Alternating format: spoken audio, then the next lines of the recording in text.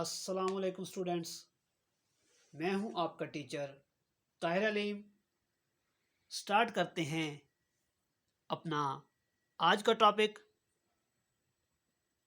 आज हम डिस्कस करेंगे finding value of equilibrium constant. यानी आज हम इक्विलिब्रियम कांस्टेंट की वैल्यू फाइंड करना सीखेंगे।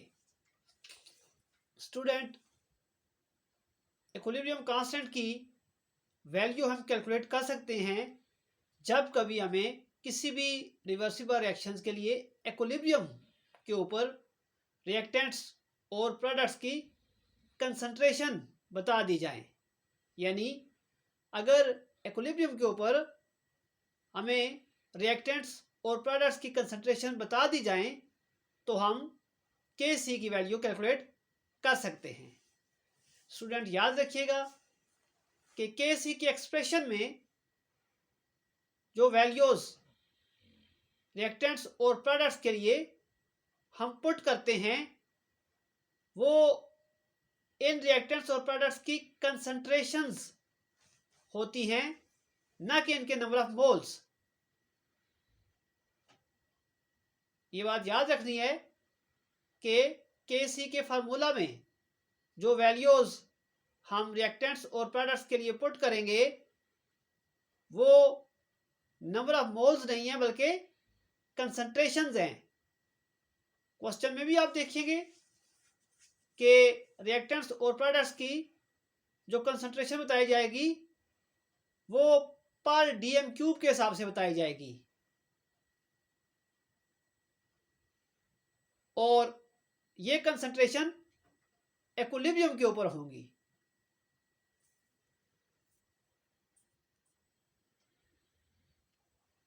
स्टूडेंट्स, अब एक न्यूमेरिकल क्वेश्चन सॉल्व करते हैं। तो क्वेश्चन है हमारे पास, in the equilibrium mixture the concentration of hydrogen and iodine is 0.04 moles per dm cube each, while that of hydrogen iodide is 0.08 moles per dm cube. Find Kc of the following reaction. Reaction दिया गया है जी, hydrogen plus iodine gives us hydrogen iodide और reaction reversible है और ये equation balanced है। Student, इस क्वेश्चन में हमने Kc फाइंड करना है। हम Kc का फार्मूला लगाएंगे, प्रोडक्ट ओवर रिएक्टेंट, और जो कोफिशिएंट है उनको पावर बना देंगे और वैल्यू पुट करेंगे, हमारे पास आंसर आएगा। पहले हम डाटा बनाएंगे और फिर फार्मूला लगाएंगे। लेकिन स्टूडेंट्स, इस क्वेश्चन में केमिकल इक्वेशन हमें दे दी गई है, लेकिन बाद दफ़ा पेपर में ऐसे क्वेश्चंस भी आएंगे जिनमें केमिकल इक्वेशन दी हुई नहीं होगी। तो हम क्वेश्चन को पढ़ेंगे और खुद इक्वेशन बनाएंगे और उसको बैलेंस करेंगे और उसके बाद हम क्वेश्चन को मजीद सॉल्व करना शुरू करेंगे। यानी ये याद रखिएगा, हमेशा केमिकल इक्वेशन आपको दी हुई नहीं होगी, बल्कि बाद दफ़ा सिर्फ क्वेश्चन दिया गया होगा और इक्वेशन हमने खुद बनानी होगी। तो स्टूडेंट, पहले हम डाटा बना लेते हैं। हमें क्वेश्चन में गिवन था हाइड्रोजन और आयोडीन की कंसंट्रेशन हमें क्वेश्चन में दी गई थी 0.04 मोल per DM cube for each. तो हमने हाइड्रोजन के लिए भी 0.04 मोल पर डीएम क्यूब लिखी, आयोडीन के लिए भी 0.04 मोल पर डीएम क्यूब लिखी, और हाइड्रोजन आयोडाइड की जो कंसंट्रेशन हमें क्वेश्चन में गिवन थी वो 0.08 मोल पर डीएम क्यूब थी, और Kc हमें फाइंड करने के लिए कहा गया था। तो Kc हमेशा हम बैलेंस्ड केमिकल इक्वेशन से फाइंड करते हैं और ये इक्वेशन भी हमने क्वेश्चन से ही ली है, क्वेश्चन में हमें दे दी गई थी। अब इक्वेशन हमने लिखी, hydrogen plus iodine gives us hydrogen iodide. Student, जैसा कि हम पहले से जानते हैं कि किसी भी रिएक्शन के लिए Kc बराबर होता है प्रोडक्ट डिवाइडेड बाय रिएक्टेंट, लेकिन अगर किसी रिएक्टेंट या प्रोडक्ट के कोफिशिएंट हो तो वो उसकी पावर बन जाते हैं Kc के एक्सप्रेशन में। तो यहाँ पे हाइड्रोजन या आयोडीन के कोफिशिएंट 1 है, तो 1 हम उनकी पावर लिखें या ना लिखें बात एक ही है। हाइड्रोजन आयोडाइड का कोफिशिएंट 2 है, तो वो हम लाजमी लिखेंगे, उसको हम हाइड्रोजन आयोडाइड की पावर लिख देंगे।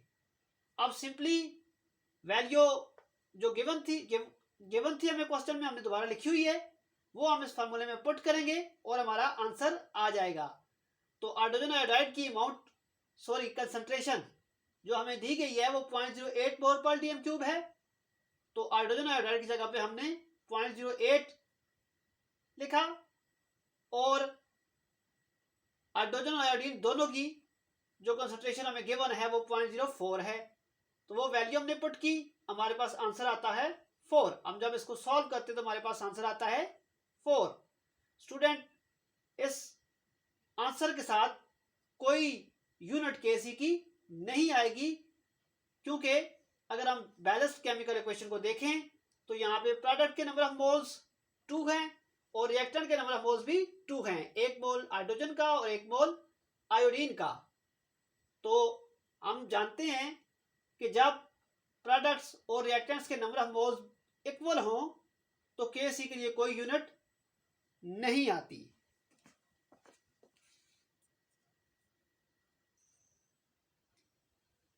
तो स्टूडेंट, एक और क्वेश्चन देखते हैं। हमारे पास इक्वेशन मौजूद है, क्वेश्चन में दी गई है कार्बन मोनोऑक्साइड और वाटर आपस में रिएक्शन करके कार्बन डाइऑक्साइड और हाइड्रोजन दे रहे हैं। तमाम के तमाम रिएक्टेंट्स और प्रोडक्ट्स गैसियस स्टेट में है। ये जो हर रिएक्टेंट और प्रोडक्ट के साथ ब्रैकेट में जी लिखा हुआ है, ये गैसियस स्टेट को शो कर रहा है। केमिकल रिएक्शन लिखते वक्त हम हर रिएक्टेंट और प्रोडक्ट की स्टेट भी जाहिर करते हैं कि ये मैटर की कौन सी स्टेट होगी इस रिएक्शन में जो हिस्सा ले रही है।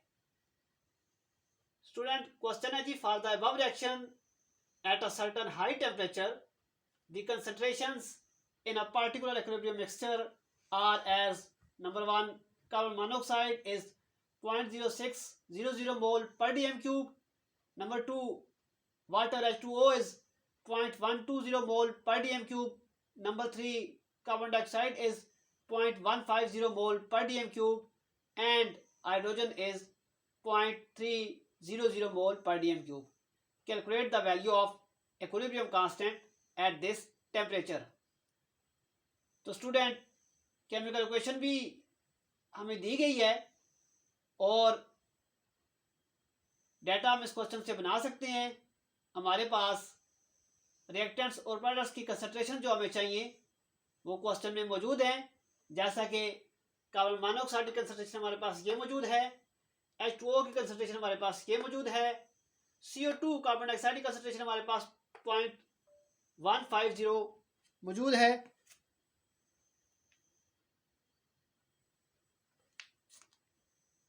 और इक्विलिब्रियम कांस्टेंट की वैल्यू हमने फाइंड करनी है।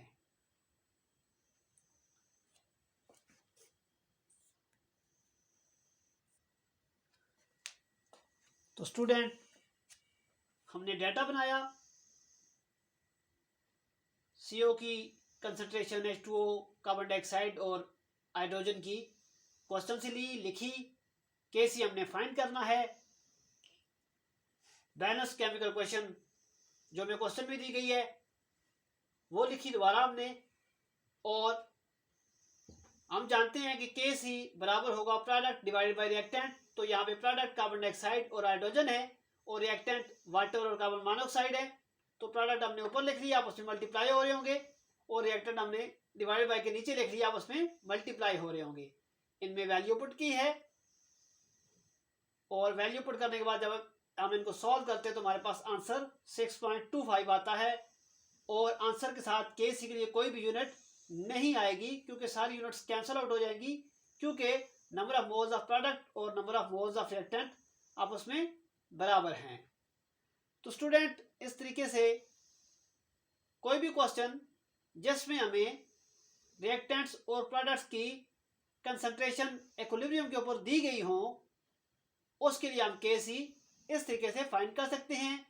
हम क्वेश्चन को देखेंगे, अगर केमिकल इक्वेशन क्वेश्चन में दी गई है तो वेल एंड गुड, अगर नहीं दी गई है तो क्वेश्चन के मुताबिक हम डेवलप करेंगे केमिकल इक्वेशन, उसको बैलेंस करेंगे और उसके लिए केसी जो बराबर होगा उसके प्रोडक्ट डिवाइडेड बाय रिएक्टेंट वो बनाएंगे और वैल्यू पुट करेंगे और क्वेश्चन को कैलकुलेट करेंगे, सिंप्लीफाई करेंगे तो हमारे पास आंसर आ जाएगा। एक बात ध्यान में रखिएगा कि हमेशा ऐसा नहीं होगा कि केसी की कोई यूनिट ना आए। जब कभी बैलेंस केमिकल इक्वेशन में number of moles of product और number of moles of reactant आपस में इक्वल ना हुए, चाहे प्रोडक्ट रिएक्टेंट से ज्यादा हुए या प्रोडक्ट रिएक्टेंट से कम हुए, दोनों सूरतों में केसी की यूनिट आएगी। तो केसी की यूनिट का भी ख्याल रखिएगा। उम्मीद करता हूं आपको टॉपिक की समझ आई होगी। फिर भी अगर कोई क्वेश्चन हो या कोई और न्यूमेरिकल जो आपसे सॉल्व ना हो रहा हो तो कमेंट्स में पूछिएगा। Thank you very much. अल्लाह हाफिज़।